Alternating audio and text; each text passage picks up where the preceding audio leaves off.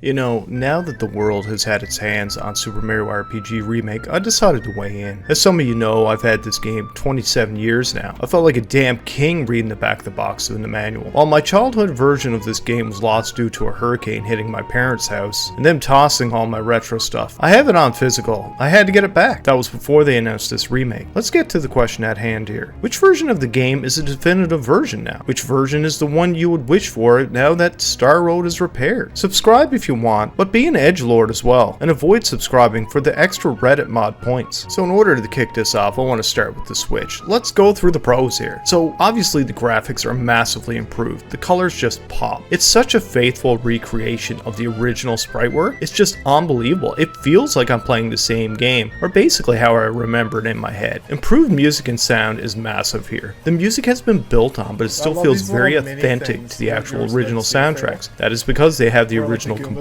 and it really shows here. It's amazing, but I like the ability to be able to switch back and forth into the menu. That's super cool. The cutscenes, folks, these cutscenes almost belong in like a World of Warcraft trailer. You know, they're just so good. They're so clean and crisp. It's basically how I remember the game in my head. Swap out mechanic. This kind of shocked me. This was not something that was advertised. All of a sudden, one of my members dies or goes to sleep, and I can swap in Bowser, I can swap in Geno, depending on who I'm using. I thought that was a really neat mechanic, but I do think it makes it a little bit easy. The triple super moves are such a cool addition. It's kind of like Chrono Trigger with its triple text. And you can actually swap these abilities out. If you got your bar set to 100, you can actually swap in characters to get the move that you want. Very cool. I have to talk about the cute level up dance. It's absolutely adorable. I think it's like an old 60s game show. It's so neat. I friggin' love it. This brought a fantastic game to a new generation of gamers who probably never would have seen the game in the first place. Let's face it, the Super Nintendo is very old. People hear about top 10 lists and top 100 SNES games. The reality is probably nobody was going to go back and buy Super Mario RPG, get a Super Nintendo, and actually play the game. The fact it's not on Nintendo Switch Online yet is kind of criminal, but you can get it on the SNES Classic, which is pretty neat. This is a faithful remake, guys. Probably one of the best ever that I can think of. When I saw that they were actually remaking this game, I was kind of worried that they would,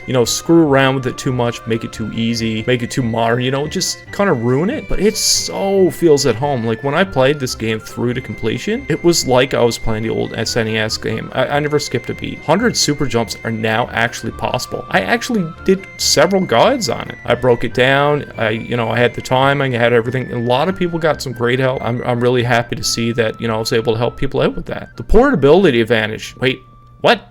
Nope, I guess I can do that on the old one, so I don't have to worry about that. Haha. Now we got to talk about the cons, guys. It's an expensive game. Let's face it. We paid, $80 Canadian basically for this game. It's not cheap for a remake. Faithful Remake is also a con, believe it or not. The fact that they didn't go too far outside of the box kind of made it for people that already played the game a little bit more flat. A dopamine rush. I really enjoyed the game. But let's face it, I already knew what was coming. I already knew Pearls was the password on the ship. Sorry if it's spoilers. I would say that's also easier than the original Untold Post game. Upright, all the bosses are basically easier. The fact you can have 5 characters swap in, the fact you have the triple tech moves, it does make the game a bit easier. And the fact the super jumps are a bit easier as well, it definitely makes it easier to land that high DPS. It does hold your hand a little bit more than the SNES game. That's both good and bad, but I have to put it in the con aspect because the prompts coming up constantly kind of screw me up for my timing. Sure, every now and then it'll help, and it eventually cuts off, but more often than not, I found myself being a little bit annoyed with it. We have to talk about the physics for Queen Valentina. Her boobs, for lack of a better word, not moving. You know what? She must have a better support bra now. I guess the technology has improved. Alright, so now we got to talk about the SNES, guys. The Super Nintendo, Super Famicom. Nostalgia. You can't put a price on nostalgia. Going back and playing that game just like you played it back in the day is just something about it. It's an incredible game. The isometric angle, the colorful graphics, the amazing music, everything about this game just top of the line at the time. The isometric isometric graphics too being used in such an effective way was so cool. Even when you go into your battles and you see this, like, you know, isometric angle and you're looking down at the enemy and just the way everything looks, it was just so clean. I loved it. Timed hits was very groundbreaking at the time. I can't think of another game that actually had it. And the fact that it was so simplistic, you know,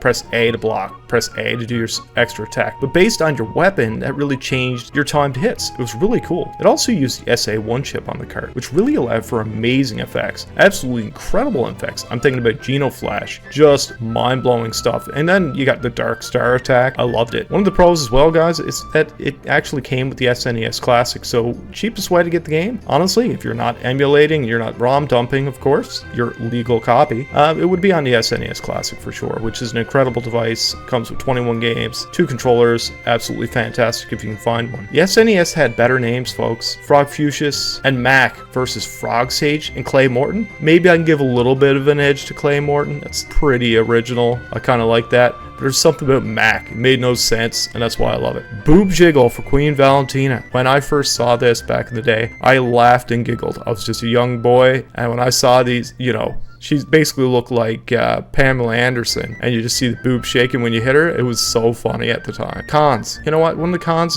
as well is the fact that the graphics have aged a bit. It's you know, it's definitely not up to today's caliber. You look back on it, it's great sprite work. The reality is it's a little bit dull in places. Some areas look better than others. Overall, the graphics, you know, they're really good, but they have aged a bit, no doubt. The controls when jumping are funky, especially in Nimbus Land. Good luck jumping on those beanstalks, man. 100 super jumps, guys, almost impossible on the SNES version. Even with this CRT with remotely no lag, it's really damn hard, and I recommend you just skip the super suit on the SNES version. It's an expensive game as well if you're buying physical. You can probably expect to do a battery swap as well. It's getting pretty old, and that battery is probably going to have to be swapped. If it has the original saves, you can guarantee you're getting in there and you're going to have to do some soldering. And that really weighs it all up to a conclusion here, guys. If you never played the SNES version of the game, I cannot see any reason other than nostalgia to go back. Maybe you're curious. The Switch version of Super Mario RPG is the superior version, with great quality of life upgrades, while being a near one-to-one recreation of one of the best RPGs on the Super Nintendo, which was certainly known for some absolutely timeless RPGs, and still my favorite system ever made. Let's hope for a follow-up title, because now that Star Road is fixed, wishes can finally come true.